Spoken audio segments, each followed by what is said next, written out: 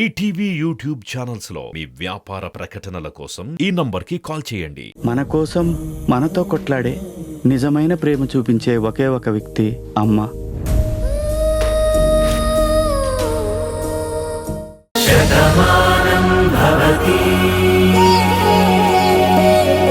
ఇక్కడ మాట్లాడాల్సినటువంటి పెద్ద మనిషి ఒకరున్నారు. అది కాదత్తయ్య, ఇక్కడ సమస్య నాది, సమాధానం చెప్పాల్సింది కూడా నేను. జవాబు నా దగ్గర ఉన్నప్పుడు ప్రశ్న ఇంకొకరిని ఎలా అడుగుతారు? నువ్వు అసలు నోరు మెదపుకో. నిన్ను చూడాలన్నా, నీతో మాట్లాడాలన్నా, నీ పేరు పెట్టి పిలవాలన్నా నాకు ఒళ్ళంతా కంపరంగా ఉంటుంది. నేను నిన్ను నా ఇంటి కోడలిగా ఒప్పుకుంటానని చెప్పి ఎలా అనుకుంటున్నావు? ఇప్పుడు నువ్వు తల్లివి కాబోతున్నావంటే నేనేమైనా నీకు మంగళహారతులు పట్టుకుంటాననుకుంటున్నావా? ఏంటి చెల్లెమ్మ ఇది? వాళ్ళేదో చెయ్యకూడని తప్పు చేసినట్టు మాట్లాడతావేంటి? వాళ్ళకి పెళ్లి చేసింది 10 కాలాల పాటు పిల్లా పాపలతో చల్లగా ఉండాలని కదా. ఇన్నాళ్ళు ఈ 2 కుటుంబాల మధ్య ఉన్న మనస్పర్ధల వల్ల వాళ్ళే సంతోషానికి నోచుకోలేదు. అనుకోకుండా జరిగిన ఇప్పుడు వాళ్ళిద్దరూ మరో ప్రాణానికి జన్మనివ్వబోతున్నారు. ఇందులో ఏ తప్పుందని నువ్వు అలా మాట్లాడుతున్నావు? తప్పు లేదా? నీకు తప్పుగా అనిపించట్లేదా? అవునులే, మోసం చేయడమే నీ వృత్తి కదా. మనుషుల్ని మాయ చేయడం అనేది నీ నైజం. మమతలతో ఆడుకోవడం అనేది నీ వ్యక్తిత్వం కదా. అయినా ఇది నీకు తప్పుగా అనిపించకపోవచ్చు. అసలు నువ్వు దేనికి గొడవ పడుతున్నావు ఊర్మిళ? నువ్వు మాట్లాడుతున్న దానికి ఇక్కడ జరుగుతున్న దానికి ఏమైనా సంబంధం ఉందా? బాగా ఉందండి. ఈ భాను అంటేనే నాకు పడదు, అదందరికీ తెలుసు. కార్తీక్కి తను సరిపోదు అనే విషయం నాకెప్పుడో తెలుసు. కానీ మన దగ్గర పడనట్టుగా నటిస్తూ తెలివిగా కార్తీక్ని ఇంటికి రప్పించుకున్నారు. సరే, వాడు గుడ్డిగా నమ్మేసి వీళ్ళ దగ్గరకు వచ్చేశాడు. వీళ్ళ నిజస్వరూపం తెలుసుకుని వెనక్కొచ్చేస్తాడేమో అని చెప్పి నేననుకున్నాను. అక్కడే నేనెంత తెలివి తక్కువ దాన్నో వీళ్ళెంత తెలివైన వాళ్ళు అనేది అర్థం చేసుకోలేకపోయాను. అనవసరంగా మీరు నిందలు వేయకండి అత్తయ్య. ఏంటి నిందలా? ఇవి నీకు నిందల్లా కనిపించాయా? వాణ్ణి నీ చుట్టూ తిప్పుకోవడం అనేది నిజం కాదా? వాణ్ణి మళ్ళీ మా ఇంటికి రాకుండా ఆపడం అనేది నిజం కాదా? వాడు మీకు దూరం అవ్వకూడదని చెప్పి ఇంతకి తెగించడం అనేది నిజం కాదా?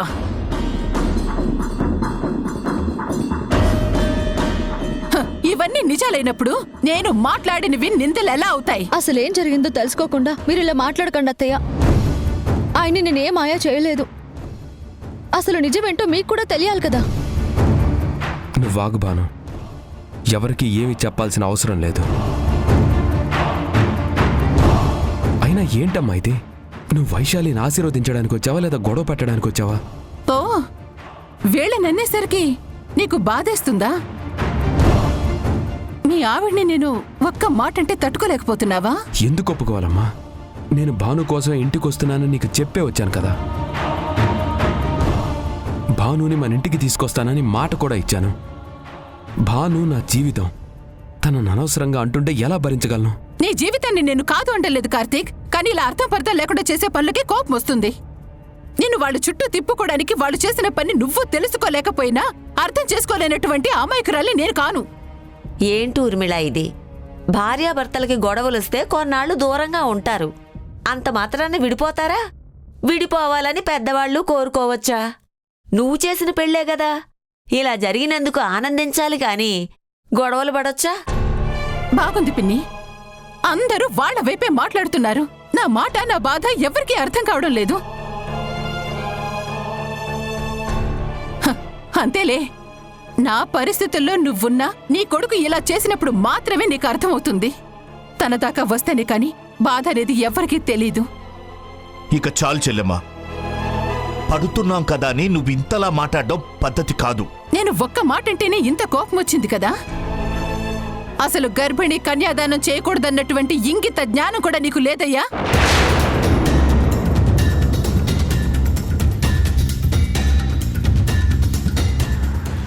నీకు నీ కూతురు కడుపుతో ఉందన్న విషయం తెలియక నువ్వడిగితే కన్యాదానం చేయటానికి ఒప్పుకున్నటువంటి నీ కూతురికి బుద్ధి లేదా? అసలు వీళ్ళిద్దరూ పీటల మీద కూర్చుని పెళ్లి ఎలా చేస్తారు?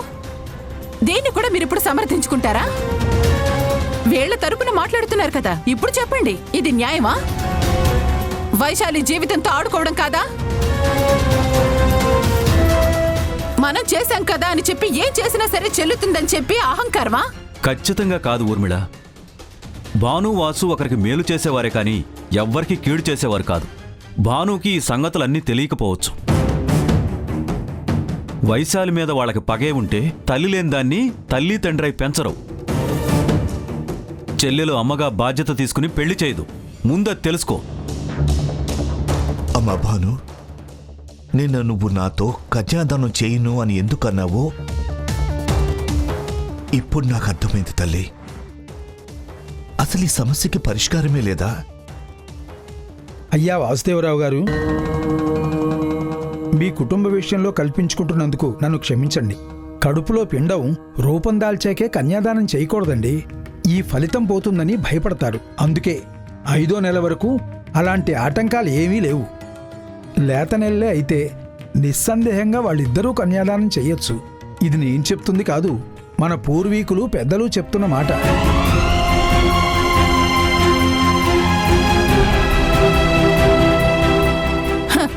ఓహో, ఇంకే అన్ని ఏర్పాట్లు ముందే చేసుకున్నారన్నమాట. తప్పు చేసేవాళ్లే కదా, ఎట్నుంచి ఎటువంటి ప్రశ్న వచ్చినా సరే సమాధానం చెప్పడానికి ఇటువంటివన్నీ సిద్ధం చేసుకుని ఉంటారు. ఇలాంటి చోట నిలబడాలంటేనే నాకు చిరాగ్గా ఉంది.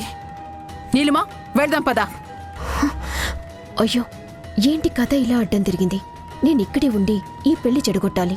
కార్తీక్ ని భానుని విడగొట్టాలి. ఆంటీ, మీరు వెళ్ళండి, నేనిక్కడే ఉంటాను. ఎందుకు? అదేంటాంటీ, భాను ఇప్పుడు ఒట్టి మనిషి కాదు కదా, అన్ని పనులు తను చేసుకోలేదు. పెళ్ళంటే ఎన్నో పనులుంటాయి.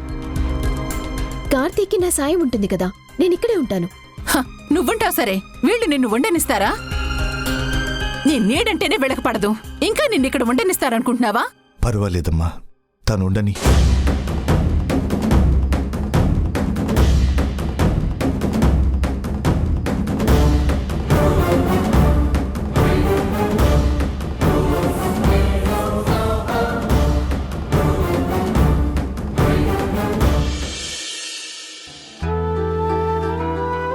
మేడం, భాను మిమ్మల్ని కలవాలని వచ్చారు. మీరు పేషెంట్ని చూస్తున్నారని చెప్పినా వినటం లేదు మేడం. వెంటనే కలవాలంటున్నారు. సరే, పంపించు. Okay madam. ఈ టెస్టులు ల్యాబ్కి వెళ్ళి చేయించుకుని నాకు చూపించండి. అలాగే డాక్టర్.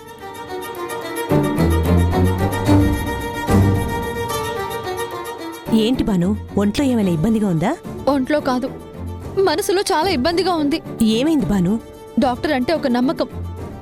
మీరు చెప్పే మాట ఒక జీవితాన్ని నిలబెడుతుంది, ఒక్కొక్కసారి జీవితాన్ని పడగొడుతుంది. డాక్టర్కి ప్రాణాలు పోయడమే కానీ తీయడం తెలీదు.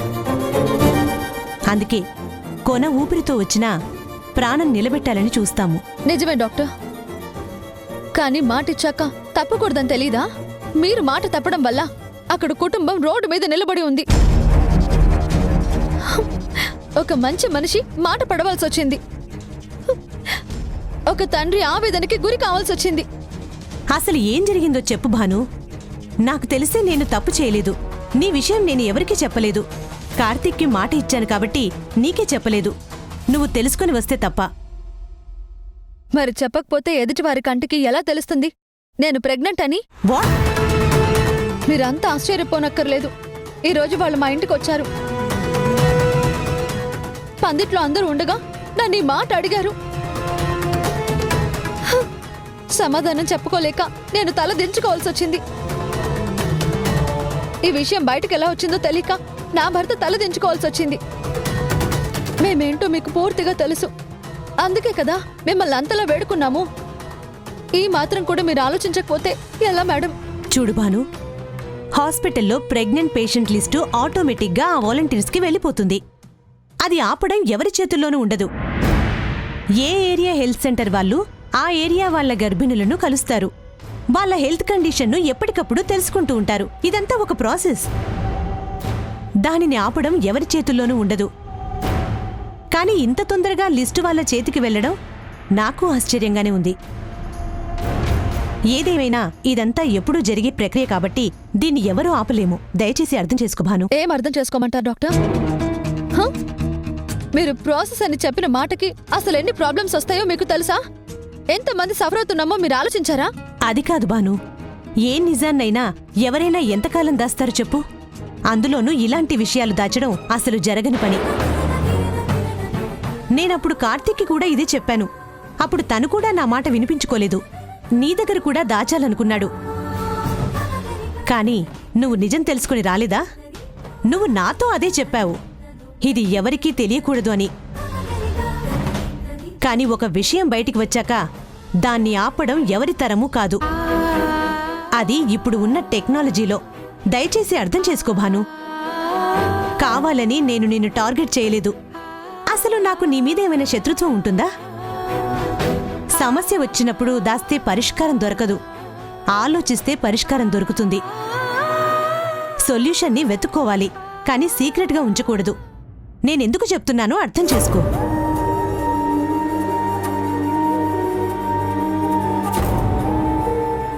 ఇప్పుడు మీరేమన్నారు డాక్టర్?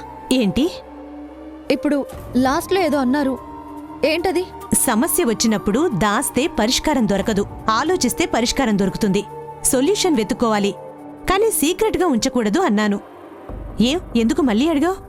నాకు మీరొక సాయం చేస్తారా? సాయమా? ఏంటది భాను?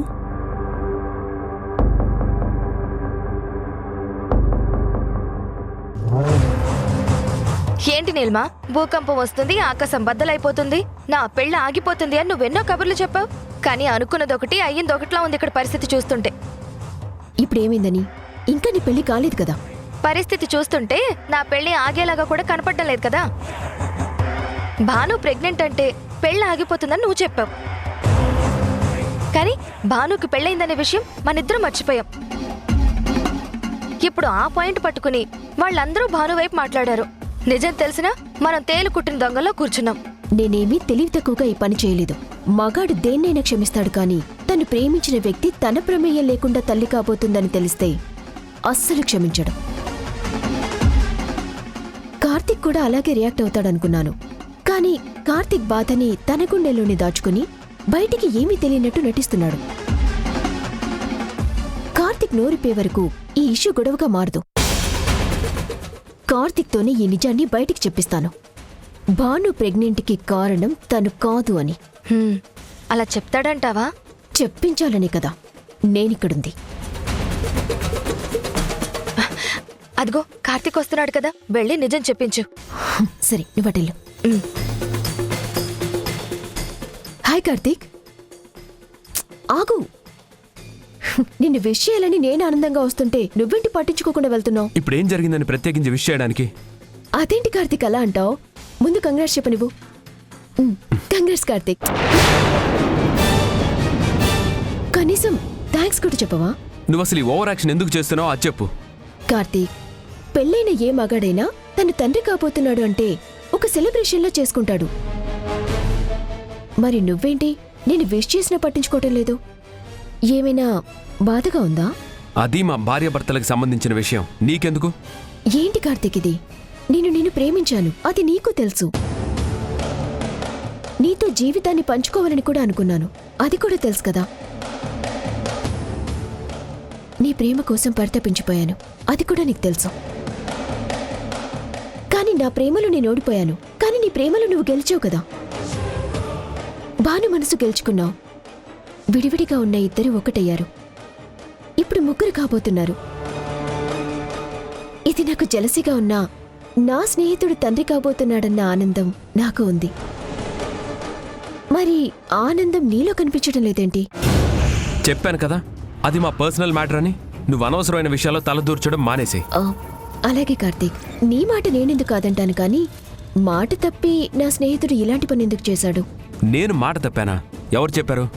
ఏ నీకనిపించటం లేదా? ఆంటీకి నువ్వు ఏమని మాటిచ్చొచ్చావు? భాను మనసు మార్చి నీ భార్యగా ఇంటికి తీసుకొస్తాను అన్నావు. భాను మనసు గెలుచుకున్నాకే ఆ ఇంట్లో అడుగు పెడతాను అన్నావు. నువ్వు అలాగే ఉంటావన్న నమ్మకంతో ఆంటీ నేను ఇక్కడికి పంపించారు. భాను మనసు మారిందో లేదో నాకు తెలియదు, కానీ నువ్వు మాత్రం ఇలా మారిపోతావని ఊహించని ఆంటీ ఎంత బాధపడుతున్నారు తెలుసా? ఇది నువ్వు మాట తప్పడం కాదా? అసలు ఇవన్నీ అడగడానికి నువ్వెవరు? ఇది నా కుటుంబానికి సంబంధించిన విషయం అని నీకు చెప్తుంటే అర్థం కావట్లేదా? నేను నీ ఫ్రెండ్ని కార్తీక్. ఒకప్పుడు నేను అదే భ్రమలో బ్రతికాను. కానీ నువ్వేంటో నీ నిజ స్వరూపం ఏంటో తెలిసిన తర్వాత నీతో స్నేహం చేసి నేనెంత తప్పు చేశానో తెలుసుకున్నాను. మా అమ్మ ఒప్పుకుంది కాబట్టి నువ్వింకా ఆ ఇంట్లో ఉంటున్నావు. అంతేకాని నీకు నాకు మధ్య ఎలాంటి ఫ్రెండ్షిప్ లేదు. నీ లిమిట్స్లో నువ్వుంటే నీ మర్యాద నీకుంటుంది. కార్తీక్,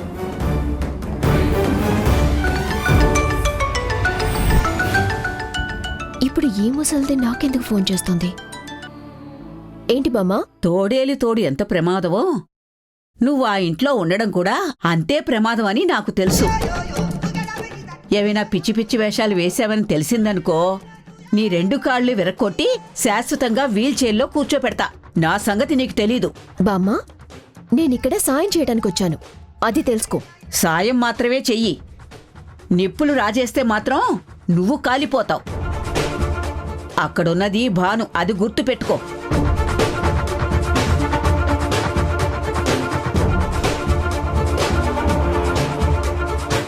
సతీ, రేపటి కొబ్బరి బొండాలు అరటిగెలలు తీసుకురావాలి కదా? సాయంత్రం తీసుకొస్తాడు బాబు. ఇప్పుడు తీసుకొస్తే సాయంత్రానికి ఒక్క అట్టుపడి కూడా మిగలదు. కార్తీక్, పెళ్లిలో భోజనాల్లో మెనూ ఏంటి? ఏమైనా అరేంజ్ చేశారా? నన్ను చెప్పమంటారా? అవన్నీ మా బాణమ్మ చూసుకుంటుంది, మీరేం చెప్పాల్సిన అవసరం లేదు. సరిపోయింది. భాను చెప్పిందంటే పులిహోర, దద్దోజనం, అరిసెలు అంటూ పాతకాలపు మెన్యూ చెప్తుంది. ఇప్పుడు ట్రెండ్ మారింది సత్తి, కొత్తగా ఆలోచించాలి. అప్డేట్ అవ్వకుండా అక్కడే ఉండిపోతే ఎలా? మరి నీ అంత అప్డేట్ మాకు అవసరం లేదు నీలిమా. ఈ రోజు వచ్చి నువ్వు పెత్తనం చేయక్కర్లేదు. బాను నేను అన్నీ చూసుకుంటాం.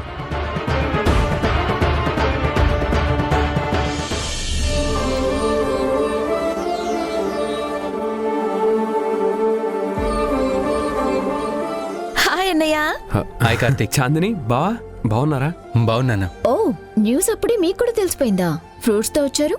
భాను తల్లి కాబోతుందంటే నువ్వు తప్ప అందరూ సంతోషిస్తారు.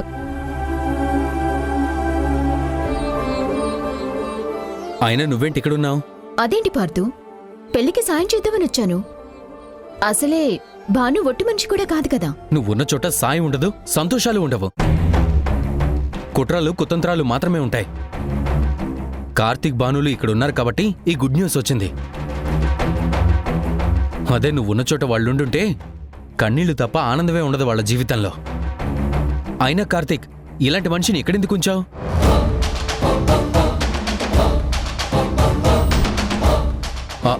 సరే, ఎనీహౌ కంగ్రాచులేషన్స్. అర్జెంటుగా ఈ నీలిమని మెడ పట్టుకుని బయటికి గెంటేశాయి, లేదంటే పెళ్లి చెడగొట్టినా చెడగొడుతుంది. ఇక్కడ నీలిమ ఒక్కరితే ఉంది పార్దు. పిచ్చి పిచ్చి వేషాలేసిందంటే తాట తీస్తామని తనకు కూడా తెలుసు. అంతా బానే ఉంది కానీ ఇంతకీ తల్లి కాబోతున్న భాను ఎక్కడా? ఇంత శుభవార్తని మా దగ్గర దాచినందుకు ముందు భానుతో మాట్లాడాలి. ఇప్పుడు అవన్నీ ఎందుకులేమ్మా, అసలే పెళ్లి హడావిడిలో ఉన్నాం కదా. పెళ్లి హడావుల్లో ఉంటే మాత్రం ఏంటి? పెళ్లితో పాటు ఇది కూడా మంచి శుభవార్తే కదా. అసలు ఎప్పటికీ కలవరనుకున్నా మీ ఇద్దరి జీవితంలో ఇంతకు మించిన అంశం ఏముంటుంది? అందరికీ తెలిసిపోయాక ఇంకా ఎందుకు అలా మాట్లాడతావు? నిజం కార్తీక్, నువ్వు తండ్రివి కాబోతున్నావనేసరికి అందరూ ఎంత హ్యాపీగా ఫీల్ అవుతున్నారు చూడు. మరి ఆ హ్యాపీనెస్ నీలో ఎందుకు కనిపించడం లేదు? అందరికన్నా ఎక్కువగా ఆనందించాల్సింది నువ్వు భానుయే కదా. మీరిద్దరు ఏదో తప్పు చేసినట్టు ఎందుకలా మూడీగా ఉంటున్నారు? ముందు భాను రమ్మను. మీరు పక్క పక్కన నిలబడి దీన్ని మనం సెలబ్రేట్ చేసుకోవాలి. Shut up, just shut up. ఏంటి సెలబ్రేట్ చేసుకునేది? చెప్తుంటే అర్థం కావట్లేదా? కార్తీక్, ఎందుకంత సీరియస్ అవుతున్నా? చూడు బావా, మీరు భానుని పలకరించడానికి వచ్చారు, పలకరించండి. ఇప్పుడు ఎందుకు అనవసరమైన డిస్కషన్స్? ఏంటన్నయ్యా, మేమెంతో హ్యాపీగా వస్తే నువ్వేంటి ఇలా మాట్లాడుతున్నావు? ఏంటమ్మా హ్యాపీ? ఎక్కడున్నావో, ఎలాంటి పరిస్థితిలో ఉన్నావో ఆలోచించక్కర్లేదా? ఏంటి పంపు, ఏమైంది? వాళ్ళంతా హ్యాపీగా వస్తే సీరియస్గా మాట్లాడుతున్నావు ఎందుకు? మీరున్న చోట సంతోషం ఎలా ఉంటుందిలేండి. మీరే బాగుంటే అందరి జీవితాలు ఎలా ఎందుకు తయారవుతాయి? మీరు చేసిన తప్పులు తెలివిగా ఎదుటి వాళ్ళ మీద తోసేస్తారు. మీరు చేసిన తప్పులకి పిల్లలు బాధపడుతున్నారన్న ఆలోచన కూడా మీకుండదు. ముందు నుంచి మీరు మీ తీరుని మార్చుకునుంటే అసలు ఈరోజు ఇలాంటి పరిస్థితి వచ్చుండేదే కాదు. ఇంత సంతోషకరమైన విషయాన్ని కూడా వాళ్ళు ఆనందించలేకపోతున్నారంటే కారణం మీరే. మా అందరి జీవితాలు బలపడానికి మూల పురుషులు మీరే. పార్దు, మావయ్యతో అలా మాట్లాడుతున్నావేంటి? నేనేం చేశాను బాబు? నీ విషయంలో నేనేమీ తప్పుగా ప్రవర్తించలేదే. నా కొడుకులు నన్ను వదిలేసి వెళ్ళిపోయారు. మీనాక్షి నిన్ను మా కొడుకే అనుకుంది.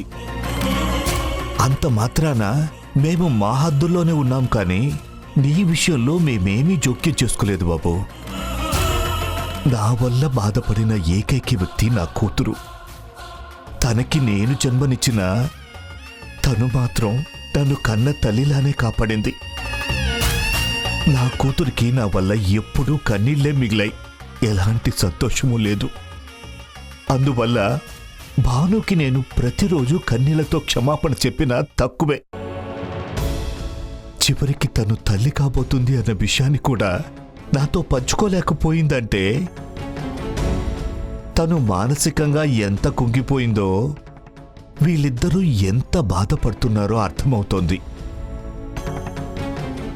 నా వల్ల తప్పేదైనా జరిగింది అంటే అది నా ఒక్క కూతురు విషయంలో జరిగిందే తప్ప మీరు నాతో ఇలా ఎందుకు మాట్లాడుతున్నారో నాకైతే అర్థం కావట్లేదు. ఇందులో అర్థం కాకపోవడానికి ఏముంది? భాను కార్తీక్లో అత్తయ్య వాళ్ళ ఇంట్లో ఉండుంటే ఇదో పెద్ద సెలబ్రేషన్స్లా చేసుకునేవాళ్ళం. కార్తీక్ ఇక్కడ ఉండబట్టే కదా ఆనందానికి నోచుకోలేకపోతున్నారు. అత్తయ్యకి అసలు శత్రువు మీరు. అందుకే వాళ్ళ జీవితాలు ఇలా తయారయ్యాయి.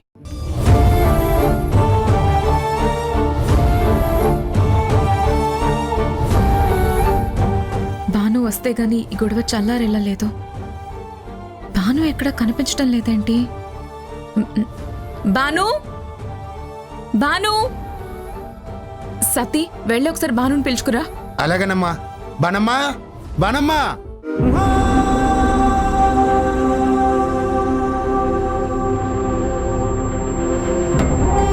బానమ్మ కనిపించటం లేదు. ఎవరికి చెప్పుకుని ఎక్కడికి వెళ్ళి ఉంటుంది? కార్తీక్, అందరూ అంటున్న మాటలు విన్నాక తన మనసు చెదిరిపోయి నాకెందుకు ఈ బతుకు అనుకొని ఏమైనా చేసుకోవటానికి వెళ్ళుంటుందంటావా? బాను,